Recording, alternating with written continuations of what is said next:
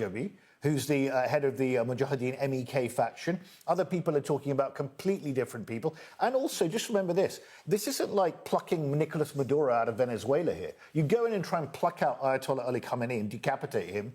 Remember that the IRGC, the Iranian Revolutionary Guard, has got 150,000 active people. It's got millions of other support volunteers, and they are everywhere in this system. So this is not just a question of decapitating a leader. And by the way, Masoud Pezeshkian, who's the president, has been quite conciliatory in some of his language when it comes to the protests, because he realises that people are suffering. But he's also blamed terrorists for committing the crimes, which is clearly absolute fabrication. He has blamed terrorists for that, absolutely, but he recognises the fact that there's been 70% food inflation and the currency has depreciated by 50% in the last few months. So does that make an economic squeeze then more likely? I mean, because that's what's led to this. The economic situation is dire, but the thing is, Trump is playing a dangerous game. Because this reminds me of Syria 2012, 2013, when Cameron and Obama said that they would have the backs of the Syrian people.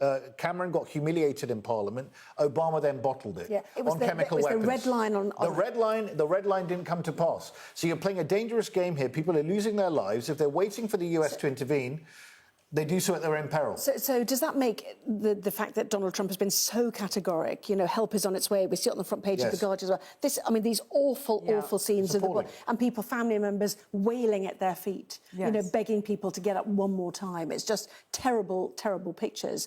The fact that Donald Trump has been so categoric, bear in mind Obama bottled his red line, is it more likely he has to intervene because, you know, might is right, you know, the sort of the MAGA mantra? Is that making it more likely? I think it is making it more likely. It doesn't feel like this is just words or this is just going to be sanctions. And, you know, when you're talking about the bodies in the street, we have today the regime saying 2,000 people have been killed, 2,000 terrorists, which, you know, the idea that there are 2,000 terrorists that they've managed to kill is for the birds. But then also, by any measure, it is likely to be, the true death toll is going to be multiples of that. Even if it is 2,000, that is still a massacre.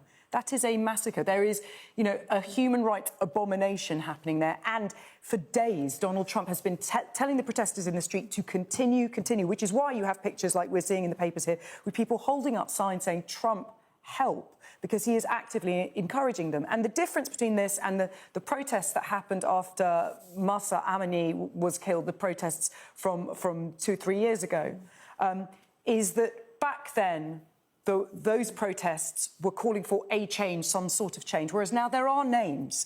You know, the son of the Shah, very much a focus, but there are other names too. So it's not just we're unhappy. It's we're unhappy and we want something else, and we have an idea of what the something else might be. Can I ask you a question, though? You talk about the head of the snake, the removal of that. Does it make a difference that the supreme leader is a religious leader? Because we've seen mosques targeted. This has been an attack on Shia Islam as well, hasn't it? So what difference does that make, do you think, to what America does? Well, I think you're dealing with a theocracy, and it's very, very complicated. Look, it's not that easy to decapitate a leader, but even if you could, with inside intelligence, and take this guy out, Ayatollah Ali Khamenei, who's been there for many, many years, even if you take him out, you've got to think about very clearly what you're going to put in its place. Now, Reza Pahlavi is saying that he would come on as a unifying figure, a